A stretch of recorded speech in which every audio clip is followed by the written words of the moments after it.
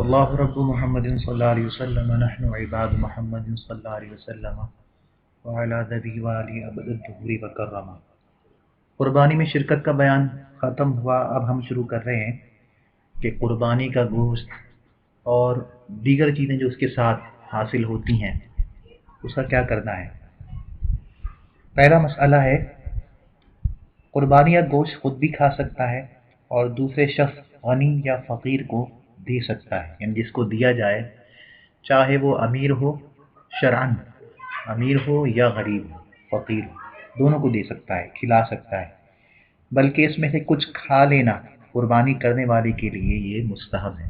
جس نے قربانی کری ہے وہ خود بھی کھائے تو یہ بہت ثواب ہے۔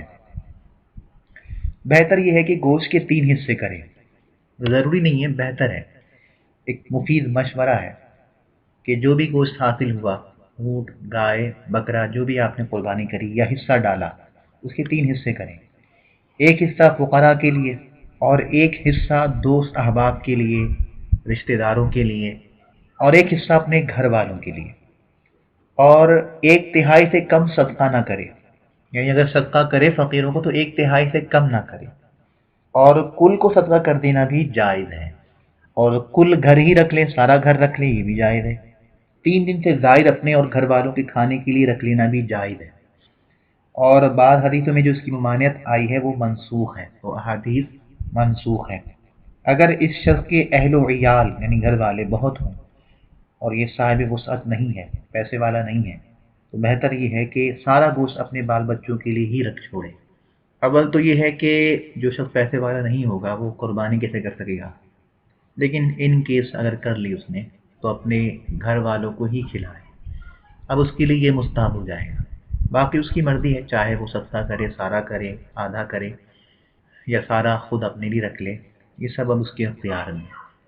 قربانی اگر قضا ہو جائے تو صدقہ کرنا واجب ہوتا ہے، لیکن اگر قربانی قضا نہیں ہوئی تو اب صدقہ کرنا صرف نفلی عبادت ہے، کرے تو بہت اچھی بات ہے، اور جس وقت کرے تو 1/3 سے کم نہ کرے، 1/3 کم از کم کرے، باقی سارا کا سارا رکھنا چاہے یا سارا کا سارا دینا چاہے، یہ سب اس کے اختیار میں۔ اگلا مسئلہ ہے، قربانی کا گوشت کافر کو نہ دے کہ یہاں کے کفار حربی ہیں۔ صاحب بھاری شریعت نے اپنے ملک کے لحاظ سے یہ مسئلہ لکھا ہے، یعنی ہندوستان کے جو کافر ہیں وہ حربی ہیں، آج بھی حربی ہیں۔ اس طرح وہ جو دارالحرب ہیں، امریکہ ہے، برطانیہ ہے، انگلینڈ ہے، یہ سب ممالک جو ہیں یہ سب دارالحرب ہے، چائنا ہے، تو یہاں کے کافروں کو دینا جائز نہیں ہے۔ قربانی ہو جائے گی، قربانی کے بعد گوشت کی تقسیم کے احکام ہم پڑھ رہے ہیں نا، قربانی ہو گئی، واجب ادا کر دیا، لیکن جس طرح آپ زکوٰۃ آپ پہ واجب ہوئی اور پھر آپ زکوٰۃ کو دیتے ہیں، کسی کو زکوٰۃ کے مصارف میں دیتے ہیں، یوں ہی گوشت کی تقسیم کے بھی کچھ مصارف ہیں، اپنے لیے، کچھ فقیروں کے لیے، اپنے گھر والوں کے لیے، اور جنہیں نہیں دینا، جو اس کے مستحق نہیں ہیں، وہ کون ہے؟ کافر حربی۔ پاکستان کی جو کافر ہے یہ حربی نہیں ہے، یہ ذمی ہے، حکمن ہی صحیح، کیونکہ اعلیٰ حضرت کی تحقیق کے مطابق آج کے دور میں کوئی بھی کافر ذمی نہیں ہے۔ ذمی کافر وہ ہوگا جو ٹیکس دے، جزیہ دے، اور آج کل تو کوئی نہیں دیتا، بلکہ جو ٹیکس دیا جاتا ہے اس میں کافر مسلمان سب شریک ہیں، جو گورنمنٹ لیتی ہے، وہ ٹیکس کے جو کسی کافر کو اس کے کفر کی وجہ سے ادا کرنا پڑتا ہے کہ بھئی تم اسلامی مملکت میں رہنا چاہتے ہو، آزادانہ طور پر رہنا چاہتے ہو، اور اسلام کو قبول بھی نہیں کرنا چاہتے ہو، تو پھر اس کا کوئی تم عوض دو، جسے جزیہ کہتے ہیں، لیکن آج پوری دنیا میں ایسا کوئی نظام نہیں ہے۔ تو اعلیٰ حضرت یا دیگر فقہا کے مطابق آج کے دور میں کوئی بھی کافر ذمی نہیں ہے حقیقتاً، لیکن حکمن ہوگا۔ حکمن ہونے کی وجہ یہ ہے کہ کافروں کو جزیے کی بنیاد پر رہنے کی اجازت دینے کی جو حکمت ہے وہ یہ ہے کہ جب یہ مسلمانوں کے قریب رہیں گے، ان کے معاملات کو دیکھیں گے، تو ہو سکتا ہے اسلام کی محبت ان کے دل میں پیدا ہو جائے اور یہ اسلام قبول کر لیں، کیونکہ جو جزیے کی رقم ہے وہ اتنی بڑی نہیں ہے، یعنی پورے سال کی رقم اگر کسی کافر سے جزیے کی مد میں لی جائے کہ تم کافر ہو، کافر ذمی ہو تو جزیہ دو، ٹیکس دو، تو پورے سال کی کوئی کتنی بنتی ہے؟ 1200 یا 1500 ایسے بنتی ہے، یعنی کوئی بڑی رقم نہیں ہے، تو اس کا مطلب کہ جزیہ ان سے لینا یہ ان کے لیے سزا نہیں ہے. سزا ہوتی تو کوئی بڑی رقم رکھی جاتی، بڑی رقم نہیں رکھی شریعت نے. یہ صرف حکمت ہے کہ یہ مسلمانوں میں قریب رہیں گے تو اسلام کو قریب سے دیکھ سکیں گے، سمجھ سکیں گے، اور اسلام کی محبت ان کے دل میں پیدا ہو جائے. تو حکماً یہ ذمی کافر پاکستان کے اندر ہیں یا اور ممالک کے جہاں اسلامی سلطنت ہے اور وہاں کافر رہتے ہیں، جیسے ترکی ہے اور انڈونیشیا ہے، ملیشیا ہے. یہ سب ممالک اسلامی ریاستیں ہیں. تو یہاں جو کافر رہتے ہیں، چاہے وہ عیسائی ہوں، ہندو ہوں، جو بھی ہوں، مجوسی ہوں، یہ سب کافر ہیں، کافر ذمی ہیں. تو ان کو گوشت دینا جائز ہے. بہتر یہ ہے کہ مسلمان کو دیا جائے. کافر حربی کو دینے سے منع اس لیے کیا گیا ہے کہ یہ اعانت ہے. کافر حربی کی اعانت گویا کہ کفر پر اعانت ہے، اس لیے منع کیا گیا ہے.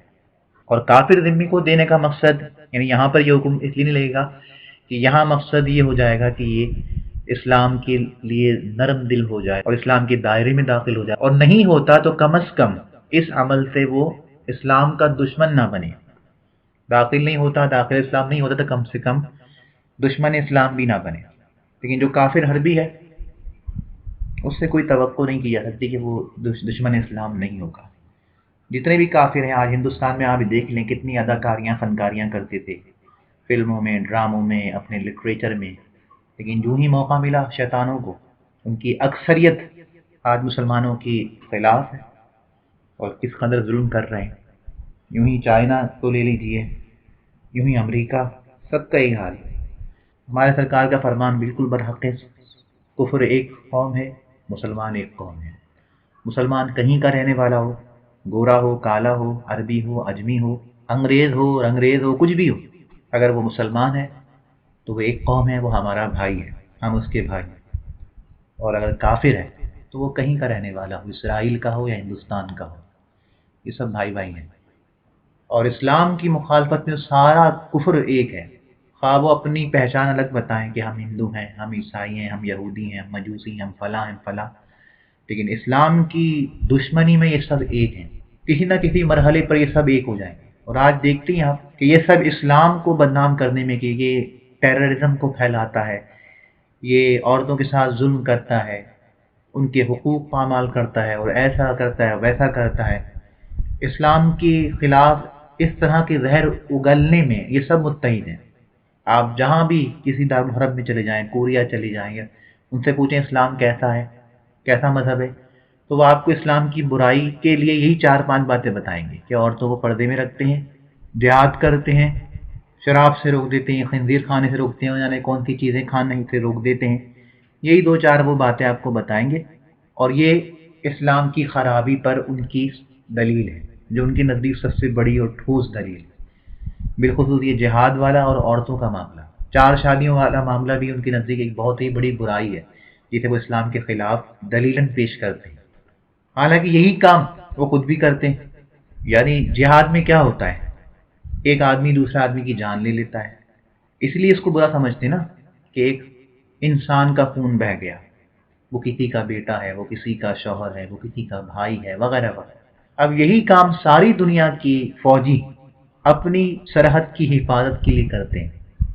امریکہ ہو، ہندوستان ہو، جرمنی ہو، دنیا کا کوئی ملک ہو، سرحد پر تعینات فوجی مارنے کے لیے بھی تیار ہیں، مرنے کے لیے بھی تیار ہیں. جو مار دیں ان کی بھی واہ واہ ہوتی ہے، جو مر جائیں وہ بھی گارڈ آف آنر کے مستحق ہوتے ہیں اور انہیں تمغہ بہادری سے نوازا جاتا ہے. سولجرز ایک بہت بڑا اسٹیٹس ہے نا، بڑی عزت کی نگاہ سے دیکھا جاتا ہے. حالانکہ مارنے مورنے کا کام یہ بھی کرتے ہیں. اس کا مطلب کسی انسان کی جان لینا یہ تب برا ہوگا جب نظریہ برا ہوگا. اگر آپ اس کو بے وجہ ظلمن مار رہے ہیں تو برا ہے، لیکن آپ کسی خوبصورت نظریے کے تحت مار رہے ہیں، جیسا کہ سولجرز دوسری سرحد کے سولجرز کو مارتے ہیں، انٹیلیجنس کے لوگ دوسری ملک میں گھس کر ان کی انٹیلیجنس کو مارتے ہیں، اور نہ جانے کتنے لوگوں کو مار دیتے ہیں، اپنے راستے میں آنے والوں کو نام و نشان ان کا مٹا دیتے ہیں. یہی سکھایا جاتا ہے ان کو. ان سب کاموں کے باوجود وہ اپنے ملک اور قوم کے لیے ہیرو ہوتے ہیں. تو جب ملک و قوم کے حفاظت کے نظریے سے کسی کی جان لینے میں کوئی حرج نہیں، اعلاء کلمت اللہ کے لیے، خدا کے دین کو غالب کرنے کے لیے، حق کو ثابت اور باطل کو مٹانے کے لیے کسی کی جان لینے میں بھی کوئی برائی نہیں ہونی چاہیے۔ ظلم کو مٹانا جہاد کا سب سے بڑا مقصد، ظلم کو مٹانا، باطل کو صفحہ ہستی سے مٹانا۔ اسلام آئے گا تو انصاف آئے گا نا، اسلام اور انصاف میں کوئی تنافی یا تضاد تو نہیں ہے۔ اسلام آئے گا تو انصاف آئے گا، باطل جائے گا تو ظلم جائے گا۔ تو ظلم مٹانے کے لیے ہتھیار اٹھانا اور کسی کی جان لینا صحیح ہے، تو بس اسلام کی خاطر تلوار اٹھانا یا کسی کی جان لینا، اور اس کی بھی شرائط ہیں، ایسے بھی نہیں کہ گھس کے مار دیا۔ کسی سے جنگ کریں گے تو پھر پہلے اس کو آگاہ کیا جائے گا، اس کے بعد جنگ ہوتی ہے۔ جہاد کے یہی اصول و ضوابط ہیں، اور انشاءاللہ کبھی ہم بار شریعت سے ہی جہاد کے باب کو بھی پڑھیں گے۔ تو یہ شیطانی خیالات ہیں کہ جو کافر تو کافر، مسلمانوں، لبرل مسلمانوں کے ذہنوں میں بھی آ گئے ہیں۔ جی قلم اٹھائیے، تعلیم، اس سے آپ جو ہے وہ اسلام کو غالب کیجئے اور یہ کریے وہ کریے۔ جہاں جس چیز کی ضرورت ہے وہاں وہ کیا جائے گا، جہاں قلم کی ضرورت ہے وہاں قلم چلایا جائے، جہاں تلوار کی حاجت ہے وہاں تلوار اٹھائی جائے گی۔ جہاد کبھی بھی ختم نہیں ہو سکتا، اس امت پر جہاد ہمیشہ فرض رہے گا، اور اسلام کے اراکین میں سے ہے۔ ویسے تو اسلام کے 5 ارکان گنائے جاتے ہیں، لیکن اصول کی کتابوں میں جہاں تک مجھے یاد پڑتا ہے، نفسمات الاسحار میں جو علامہ ابن عابدین شامی اور علامہ حسکفی کا حاشیہ ہے اور شرح ہے منار پر، انہوں نے اس میں جہاد کو رکن اسلام سے گنا ہے، یعنی اسلام کا چھٹا رکن جہاد ہے۔ اس کا مطلب یہ کہ اگر ایک رکن بھی گر گیا، رکن کہتے ہیں ستون، ایک ستون بھی گر گیا تو ساری بنیاد عمارت گر جائے گی۔ تو یہ اسلام کے اراکین میں سے، یہ اگر اس کو معطل مان لیا جائے، اسے فرض نہ مانا جائے اور ظلم و جبر مانا جائے تو سمجھ لیں پورا اسلام ختم ہو گیا، اسلام کا انکار ہو گیا۔ تو جہاد کوئی بری چیز نہیں ہے، جہاد عبادت ہے، ظلم کو مٹانے کے لیے ہتھیار اٹھانے کا نام جہاد ہے۔ کفر ظلم ہے اور اسلام انصاف ہے۔ تو بات کہاں سے کہاں چلی گئی؟ میں بتانا یہ چاہ رہا تھا کہ کافر حربی کو گوشت دینا جائز نہیں ہے، کیونکہ یہ کفر پر اعانت ہے، اور کافر ذمی کو دینا جائز ہے کہ اس میں اسلام کی اعانت ہے۔ اب وہ اسلام میں داخل ہو یہ بھی اسلام کی اعانت ہے، یا اسلام کی دشمنی سے باز رہے، مسلمانوں کی بغض سے باز رہے، یہ بھی اسلام کی اعانت ہے۔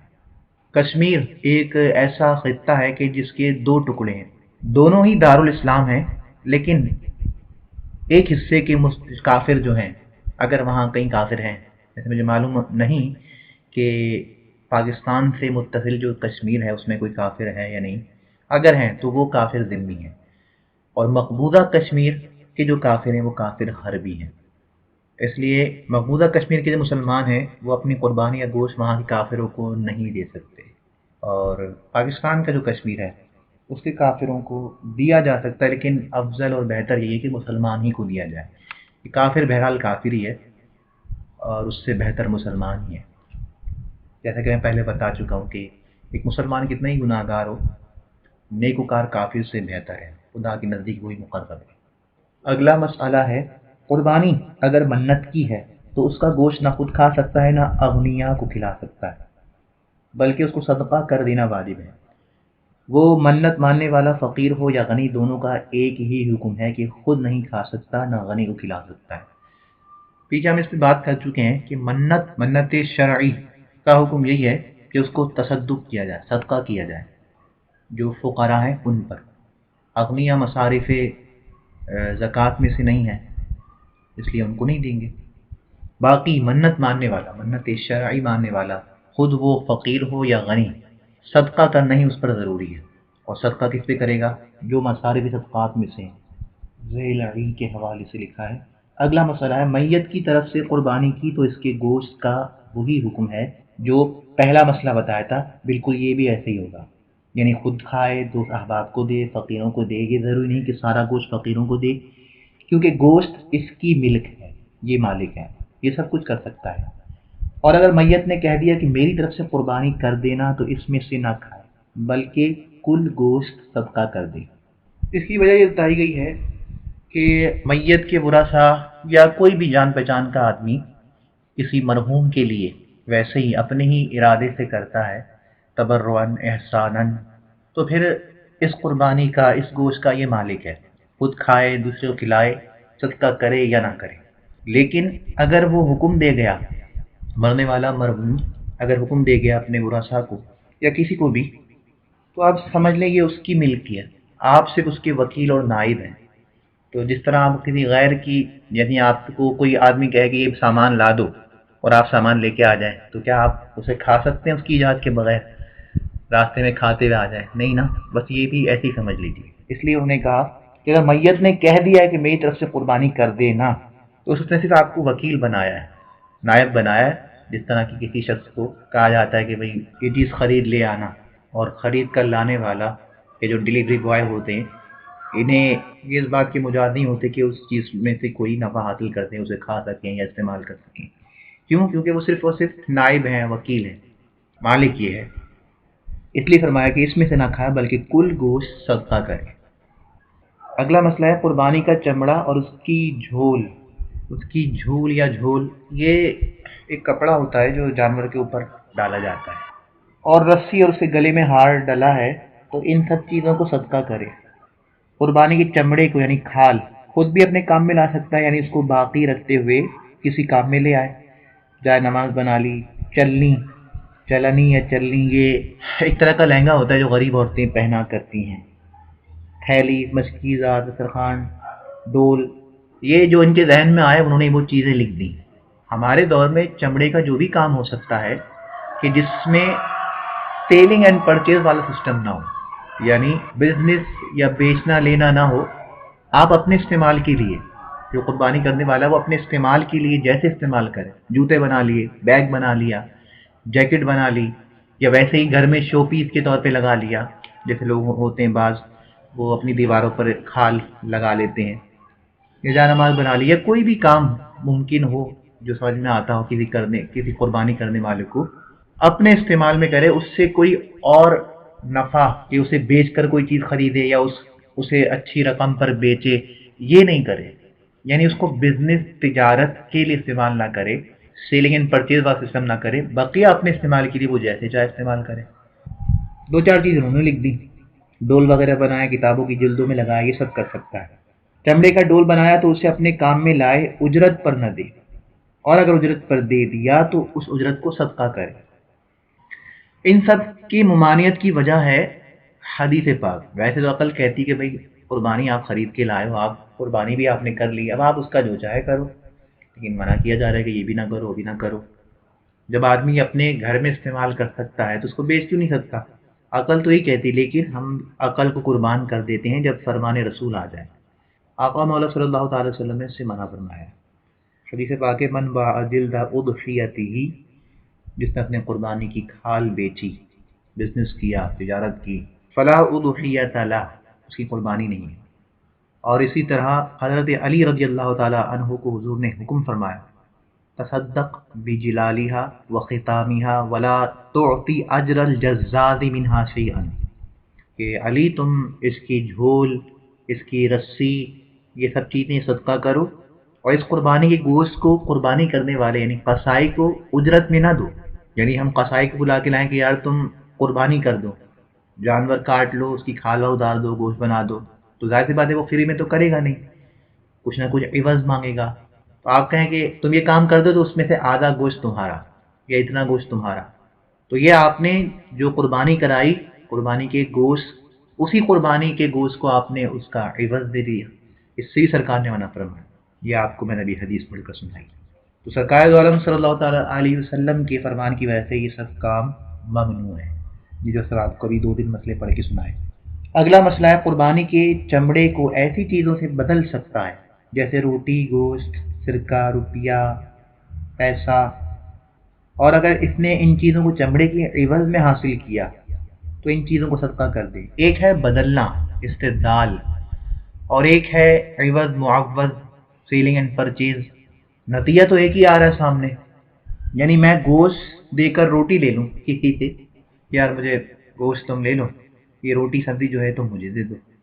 جیسے ہم لوگ جب بیٹھتے ہیں کسی آفس کے اندر یا اسکول کے اندر، اور گھر سے میں بھی کھانا لے گیا اور میرے ساتھی بھی کھانا لائیں، تو لنچ باکس بدل لیں، یا میرا دل نہیں چاہ رہا ہے کھانے کو، یہ تم کھا لو، وہ مجھے دے دو، یہ ہے بدلنا۔ اور ایک ہے عوض معوض، سیلنگ اینڈ پرچیز، کہ بھائی تم مجھے یہ روٹی سبزی دے دو، یہ سرکہ دے دو، وہ کہے کہ کیا دو گے اس کے عوض میں مجھے، میں کہوں گی میرے پاس کچھ گوشت ہے، میں اس کے ذریعے تمہیں پیمنٹ کر دوں گا۔ تو نتیجہ تو ایک ہی نکل کے آ رہا ہے، لیکن اقوال، افعال اور نیت سے حکم بدل رہا ہے۔ جب دو دوست بیٹھیں اور دونوں ایک دوسرے سے اپنا لنچ باکس بدل لیں تو یہ ہے استبدال، اس میں بھی یہی ہوا۔ اور اگر لین دین ہو، خرید فروخت ہو، سیلنگ اینڈ پرچیز ہو، یہ مجھے یہ دے دو، وہ کہے کیا دو گے اس کے عوض میں، اس چیز کے بدلے دوں تمہیں، اور یہ لو میرا یہ چیز، یہ گوشت ہے، یہ لے لو تم، وہ مجھے دے دو۔ تو یہ ہے عوض اور معوض۔ نتیجہ بھلے ایک ہے لیکن احکام بدل جائیں گے۔ تو گوشت کو بدل سکتے ہیں آپ کسی چیز سے، لیکن اس کی تجارت، بزنس، خرید و فروخت نہیں کر سکتے۔ وجہ حدیث پاک۔ اگلا مسئلہ ہے، اگر قربانی کھال کو روپے کے عوض میں بیچا، مگر اس لیے نہیں کہ اس کو اپنی ذات پر یا بال بچوں پر صرف کرے گا، بلکہ اس لیے کہ اسے صدقہ کر دے گا، تو جائز ہے، کیونکہ حدیث میں ممانعت جو آئی ہے وہ بیع سے ہے، خرید و فروخت سے ہے، تجارت اور بزنس سے ممانعت آئی ہے۔ اور بزنس میں، خرید فروخت میں کیا ہوتا ہے کہ آدمی کوئی چیز خرید کر اپنے استعمال میں لاتا ہے، یہی مقصد ہوتا ہے۔ لیکن جب یہاں بیچے گا، یہ جو ابھی آپ کو مسئلہ بتایا کہ وہ اسی مقصد سے بیچ رہا ہے کہ اس کی قیمت صدقہ کر دوں گا، جیسا کہ مدارس میں کھال وال دیتے ہیں، تو براہ راست کھال تو نہیں دیتے، اس کی پیمنٹ بیچ کر، پیمنٹ لے کر وہ مدرسوں میں دے دیتے ہیں، تو یہ صحیح ہے، یہ جائز ہے، جیسا کہ خود انہوں نے آگے لکھ دیا۔ جیسا کہ آج کل اکثر لوگ کھال مدارس دینیہ میں دیا کرتے ہیں، بعض مرتبہ وہاں کھال بھیجنے میں دقت ہوتی ہے، مشکل ہوتی ہے، تو اسے بیچ کر روپیہ بھیج دیتے ہیں، یا کئی شخصوں کو دینا ہوتا ہے، اسے بیچ کر دام ان فقراء پر تقسیم کر دیتے ہیں، تو یہ بیع جائز ہے، اس میں حرج نہیں، گناہ نہیں۔ اور حدیث میں جو بیچنے کی ممانعت آئی ہے اس سے مراد اپنے لیے بیچنا، اپنے لیے نفع اور فائدہ اٹھانا، اس سے ممانعت آئی ہے۔ اگلا مسئلہ ہے، گوشت کا بھی وہی حکم ہے جو چمڑے کا ہے، کھال کا ہے، گوشت کا بھی وہی حکم ہے کہ اس کو اگر ایسی چیز کے بدلے میں بیچا جس کو ہلاک کر کے، ہلاک سے مراد استعمال کر کے نفع حاصل کیا جائے، تو پھر صدقہ کرے۔ گوشت خود کھاتا، دوسروں کو کھلاتا، وہ بہتر تھا، لیکن گوشت بیچ کر کوئی چیز خرید لی، زندہ مرغی خرید لی، یا کوئی موبائل خرید لیا، کچھ بھی چیز کہ اب اس کا استعمال کرے گا، اس کو بیچ کر ہلاک کر کے یہ اور نفع مند چیز خرید لی، یعنی لین دین اور خرید و فروخت جس سے ممانعت آئی حدیث میں وہ کام کر لیا، تو اب اس کو صدقہ کرے۔ براہ راست صدقہ کر سکتا ہے تو ویسے کرے، ورنہ جو چیز خریدی اس کو بیچ کے صدقہ کرے، قیمت صدقہ کرے۔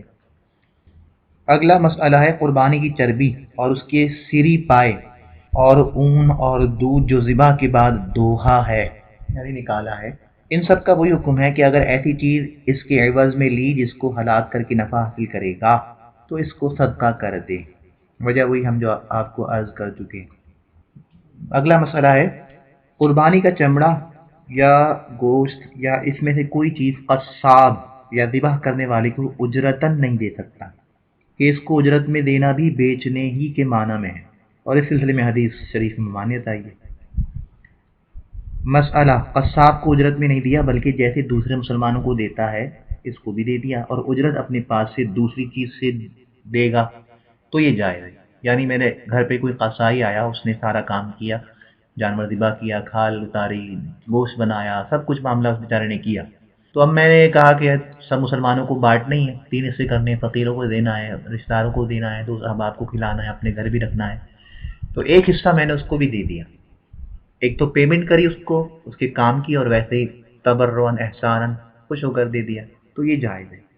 مسئلہ، بھیڑ کے کسی جگہ کے بال نشانی کے لیے کاٹ لیے ہیں، ان بالوں کو پھینک دینا یا کسی کو ہبہ کر دینا ناجائز ہے، بلکہ انہیں صدقہ کرے۔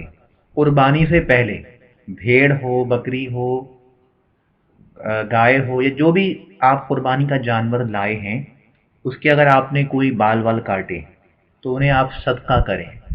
وجہ یہ ہے کہ قربانی سے قبل جو قربانی کے لیے آپ جانور لائے ہیں وہ سارا کا سارا بال سب عبادت کے لیے معین ہے، اس لیے آپ اس سے کسی بھی طرح کا نفع نہیں اٹھا سکتے، یعنی اس کا دودھ نکال کے آپ پئیں یا پلائیں، یا اس پہ سواری کریں، بوجھ لا دیں، یہ سب کچھ نہیں کر سکتے، کیونکہ اب وہ قربانی کا جانور ہے، اس کا انگ انگ خدا کی بارگاہ میں بطریق عبادت پیش ہونے کے لیے معین ہے۔ تو قربانی سے پہلے آپ اس طرح کوئی نفع نہیں اٹھا سکتے، ہاں قربانی کے بعد اٹھا سکتے ہیں، جیسے کہ آگے مسئلہ آ رہا ہے۔ یہ سب جو میں نے ابھی آپ کو وجہ بتائی، یہ سارے مسئلے اسی وجہ کے ساتھ مطابقت رکھتے ہیں۔ ذبح سے پہلے قربانی کے جانور کے بال اپنے کسی کام کے لیے کاٹ لینا یا اس کا دودھ دہنا مکروہ ممنوع ہے، اور قربانی کے جانور پر سوار ہونا یا اس پر کوئی چیز لادنا یا اسے اجرت پر دینا، غرض اس سے منافع حاصل کرنا، یہ منع ہے۔ اگر اس نے اون کاٹ لی، بال کاٹ لیے، اون کاٹ لی یا دودھ دوہ لیا تو اسے صدقہ کرے، اور اجرت پر جانور کو دیا ہے تو اجرت کو صدقہ کرے، اور اگر خود سوار ہوا یا اس پر کوئی چیز لادی تو اس کی وجہ سے جانور میں جو کچھ کمی آئی ہے اتنی مقدار میں صدقہ کرے، یعنی اپنے پاس سے اتنی رقم فقیروں پر صرف کرے۔ اگلا مسئلہ ہے، جانور دودھ والا ہے تو اس کے تھن پر ٹھنڈا پانی چھڑکے کہ دودھ خشک ہو جائے، اگر اس سے بھی کام نہ چلے تو جانور کا دودھ دھو کر دودھ صدقہ کرے، غریبوں کو دے دے۔ اگلا مسئلہ ہے، جانور ذبح ہو گیا، یہ جتنے مسائل بتائے وہ جانور کے ذبح سے پہلے کے تھے کہ وہ عبادت کے لیے معین تھا، تمام اجزاء سمیت عبادت کے لیے معین تھا۔ اب ہو گیا ذبح، تو اب اس کے بال کو اپنے کام کے لیے کاٹ سکتا ہے، تھن میں دودھ ہے تو دھو سکتا ہے، جو مقصود تھا وہ پورا ہو گیا، اب یہ اس کی ملک ہے، اپنے صرف میں لا سکتا ہے، پیے پلائے جو چاہے کرے، بس تجارت نہ کرے۔ مسئلہ ہے، قربانی کے لیے جانور خریدا تھا، قربانی کرنے سے پہلے اس کے بچہ پیدا ہوا تو بچے کو بھی ذبح کر ڈالے، اور اگر بچے کو بیچ ڈالا تو اس کا ثمن صدقہ کر دے۔ وجہ وہی کہ جب آپ نے قربانی کی جانور خریدا تو اس کے پیٹ میں بچہ ہے، تو اب یہ پورا بیرونی اور درونی اعضاء بال سب کچھ، یہ سب اللہ کے لیے عبادت کے لیے معین ہو گئے، تو جو بچہ ہے، اب یہ کوئی یہ سوچے کہ کتنا ظلم ہے، بچے کو بھی ذبح کریں گے، نہیں، یہ جس طرح اس کو ذبح کیا عبادت کے پیش نظر، اس کو بھی عبادت ہی کے پیش نظر ذبح کیا جائے۔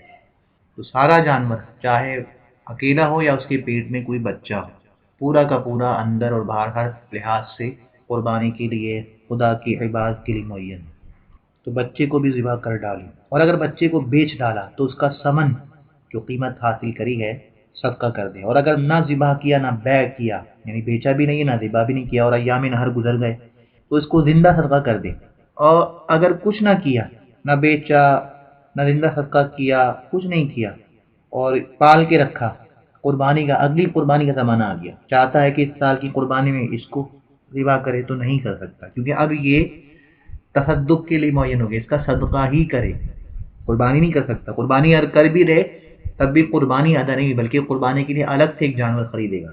وہی بتا رہے ہیں کہ ذبح نہیں کر سکتا، اگر قربانی ہی کر دی تو دوسری قربانی پھر کرے، کہ وہ قربانی نہیں ہوئی، اس کا تو تصدق واجب ہے، اور وہ بچہ ذبح ہوا صدقہ کر دے، بلکہ ذبح سے جو کچھ اس کی قیمت میں کمی ہوئی اسے بھی صدقہ کرے۔ اگلا مسئلہ ہے، قربانی کی اس کے پیٹ میں زندہ بچہ ہے تو اسے بھی ذبح کرے اور اسے صرف میں لا سکتا ہے، اور مرا ہوا بچہ ہے تو اسے پھینک دے کہ وہ مردار ہے، وجہ ہم آپ کو بتا چکے۔ اب یہاں سے متفرق مسائل شروع ہو رہے ہیں قربانی کے حوالے سے، وہ انشاءاللہ ہم بعد میں پڑھیں گے۔